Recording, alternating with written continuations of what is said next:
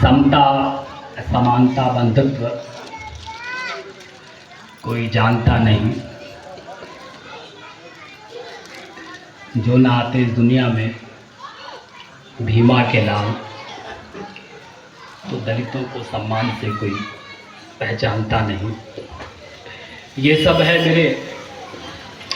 है मेरे भीमराव का जलवा। अंबेडकर ना होते तो कुछ भी ना होता। ये सब है मेरे भीमराव का जलवा। अंबेडकर ना होते तो कुछ भी ना होता।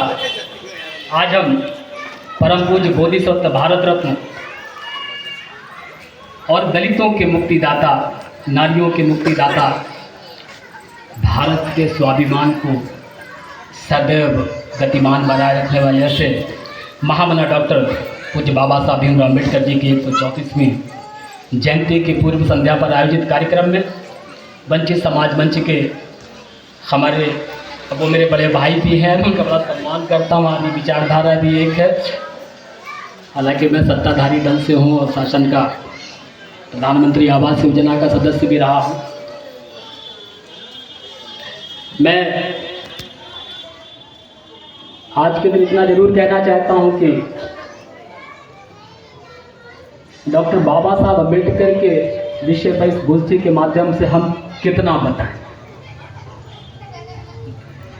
भाई, संविधान का प्रेम्बल कहता है ना, समता, समानता, बंधुत्व, न्याय।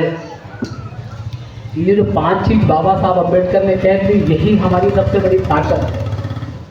संविधान कहता है हम भारत के लोग।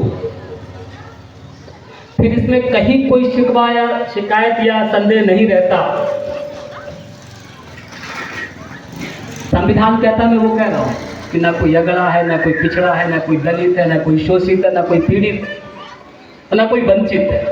क्योंकि जिस समय बाबा साहब अम्बेडकर ने संविधान को रचा, बाबा साहब अम्बेडकर की ये अवधारणा रही कि जो भी गवर्नमेंट आएगी 10 सालों के अंदर, अगर पूर्ण इच्छा शक्ति और ईमानदारी से काम होगा तो दलितों का भला हो जाएगा। जब डॉक्टर बाबा साहब अम्बेडकर अपने बचपन में पाठशाला पढ़ने जाते थे तो सबको पता है कि उन्हें अछूत होने के नाते बाहर बैठाना जाता। एक दिन उनके गुरुजी ने उनसे पूछा कि वो कौन सी चीज है जिसे हम देख तो सकते हैं, महसूस कर सकते हैं और छू नहीं सकते। मई जून की भीषण गर्मी में बहुत सारे छात्रों ने अपनी अपनी तरीके से बातों को रखा और जब उनके गुरुजी ने पूछा, अम्बेडकर तू बता, तो उसने कहा कि गुरुजी, ये जो सामने पानी का भरा हुआ मटका रखा हुआ है, जो शीतल ठंड से भरा हुआ हूं, मैं प्यास से व्याकुल हूं। मैं इसे देख तो सकता हूं लेकिन छू नहीं सकता और इसका पानी पी करके अपनी प्यास नहीं बुझा सकता।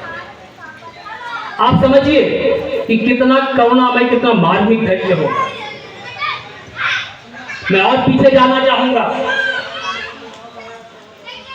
जब हमारी जाति के लोगों को अछूत कहकर संबोधित किया जाता था, आपकी पैर की जो छाप है जमीन पर धूल पे पड़ती थी, उस पर तक चलने का आपको अधिकार नहीं था।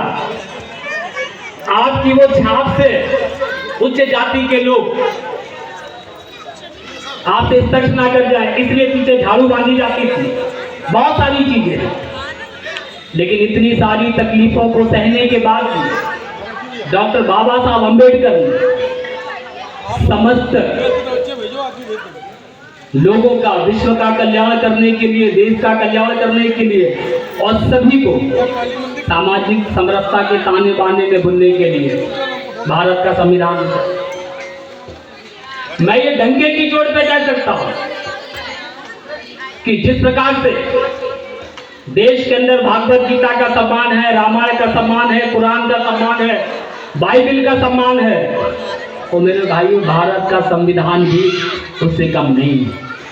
ये भारत का ही संविधान है जो 500 वर्षों से हमारे लोग राम के मंदिर को तरफ गए थे।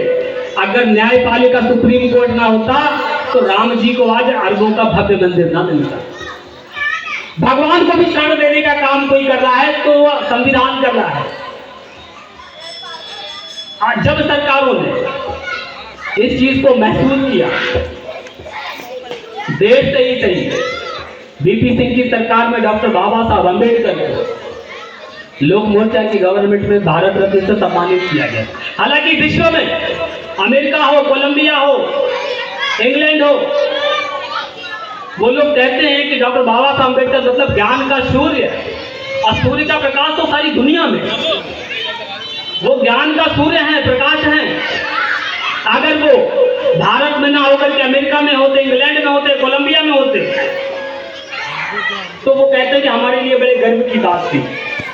लेकिन भारत के हैं, और आज देख लीजिए ये बड़े बड़े स्मारक, ये स्तंभ, ये आंध्र में अभी 120 फुट की बाबा साहब अम्बेडकर की मूर्ति बनी है। ये क्यों हो रहा है? क्योंकि अब हमारे लोगों को, राजनीतिक दलों को ये महसूस हो रहा है कि अम्बेडकर को कम करके आंका नहीं जा सकता, अम्बेडकर की जाति के लोगों को कम करके नहीं आंका जा सकता।